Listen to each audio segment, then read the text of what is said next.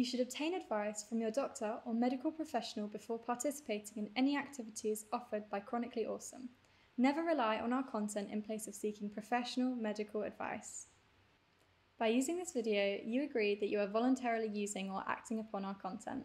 You also agree that, save where Chronically Awesome is at fault, your use of or acting upon the content is at your own risk, including, but not limited to, all risk to yourself of harm, injury or illness, and in particular any harm, injury or illness resulting from overexertion or exacerbation of any medical conditions caused by the use of the content.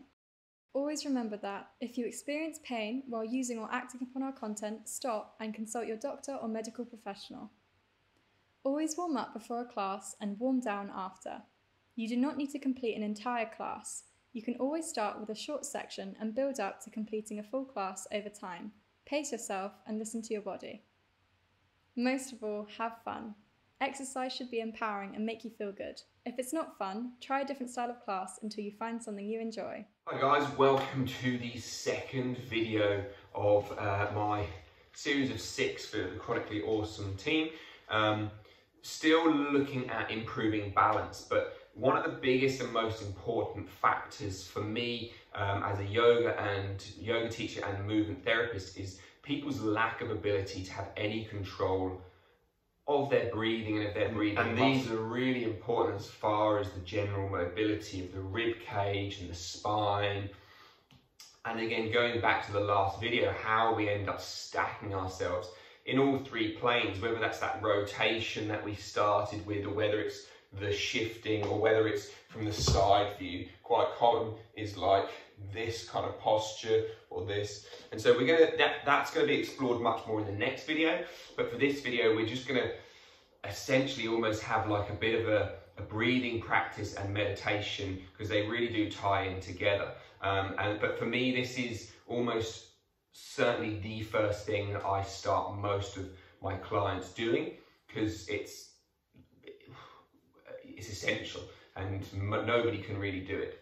So what we're going to do is we're going to find ourselves lying down, and we will do some of this standing up as well in a bit, and just so we can have an awareness, but we're going to start lying down.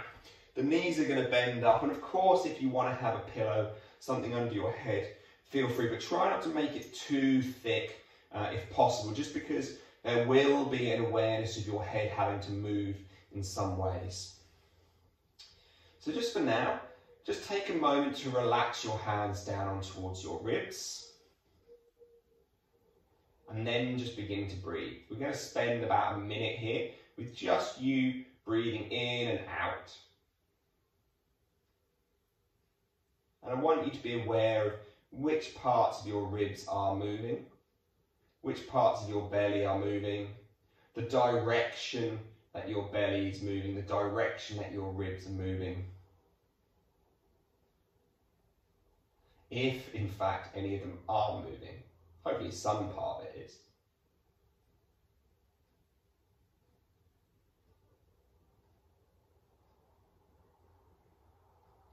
So begin to ask yourself, which parts and where in my chest am I moving my breath? Is it all up in and around your collarbone? So you can move your hands between 3 spaces: the collarbones, the ribs, and your belly. So perhaps start just by putting your hands on your collarbones, and do you feel yourself breathing up into this space here? And if so, then begin to note if you're breathing through your mouth. This is a massive one. And again, you might then begin to question how this relates to balance. But really, the mouth breathing is going to force so much of a sympathetic drive, this fight and flight drive into your system, that you're always going to be kind of not able to relax down into yourself. You're always also going to be breathing right up into this upper chest. And if you're breathing up into your upper chest, then you're almost certainly then, it's almost if you imagine you hold a big stick and you've got a weight on the top of it, it's going to be much easier to drop down. If you were to drop the weight like halfway down the stick, it's not going to be able to pull over. You're not going to have the same inertia and momentum to pull it over. So when we breathe, we want to be able to use our diaphragm our belly and our ribs to really just allow us to sink and settle down within our own body, but also into our own base of support, so that balancing becomes easier.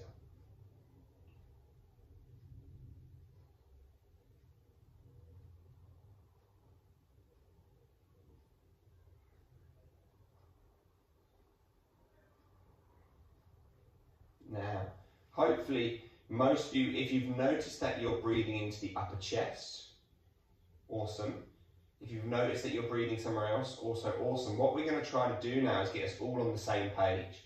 So we're going to bring our hands down towards our belly. And we're just going to breathe in towards our hands. So feel the belly expanding.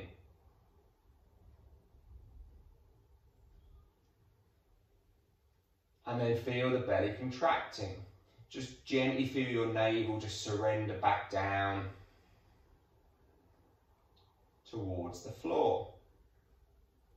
Inhale, feel that belly expanding.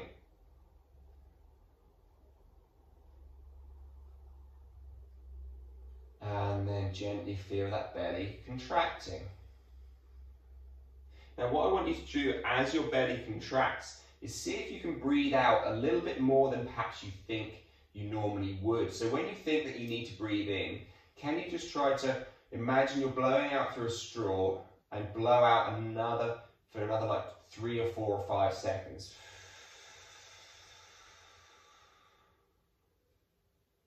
And then breathe in through the nose.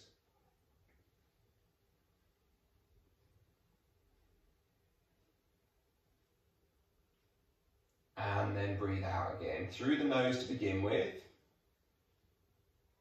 And once you get to that kind of middle end point, start blowing out of your mouth.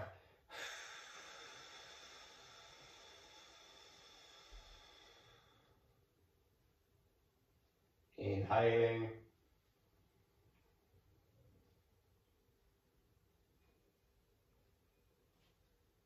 Exhaling.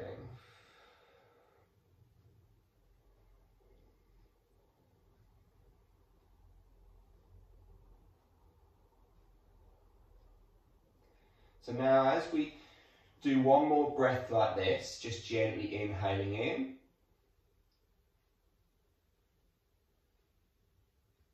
And then exhaling out.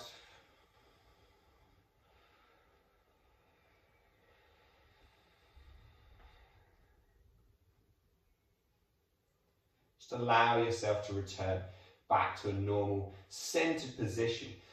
So with that, we're going to go back into a minute. I don't want you guys feeling like you're getting lightheaded. There's a strong potential for that as we lose the carbon dioxide by breathing out like we have done.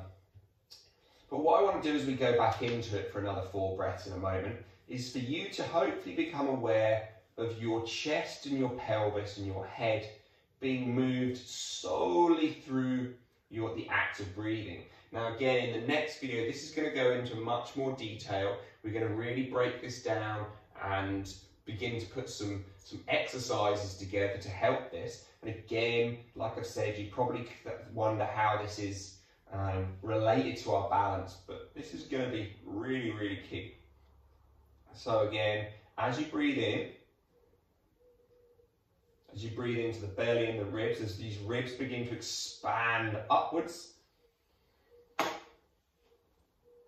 hopefully you'll feel perhaps as if your tailbone is being dragged forward and away, so you create a mini gap in your back. As you exhale, that just all drops back down. Again, inhaling. Don't worry about moving the tailbone until the spine does it by itself by expanding the ribs so much. Exhale, let those ribs drop down.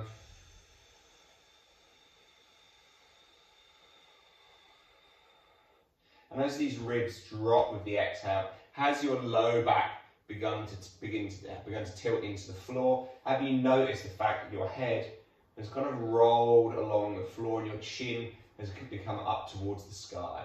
Again, inhaling in.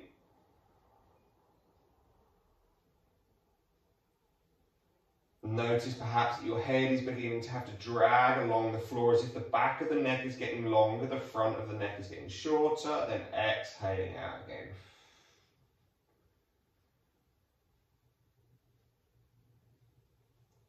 Just take a moment to relax.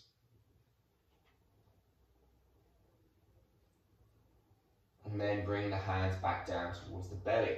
So just to hopefully emphasize how, as the belly expands, it's going to end up putting this forward tilt in the pelvis. As that breath moves up into our ribs, it's going to put an upward lift of the chest.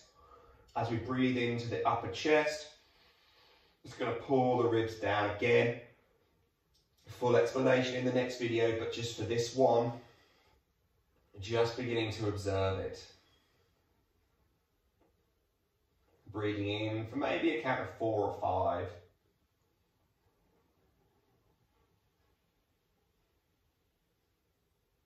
Feeling that neck long, exhaling.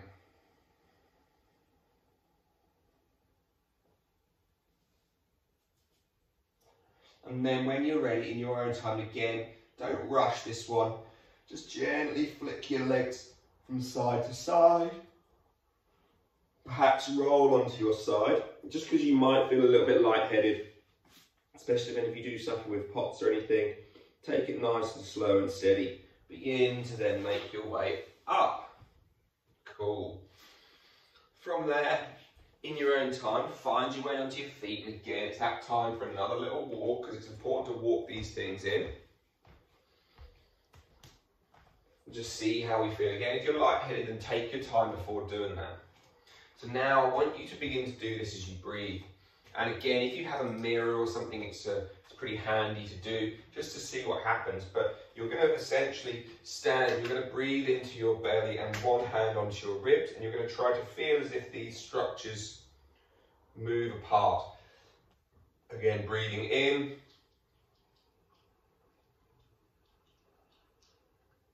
And breathing out.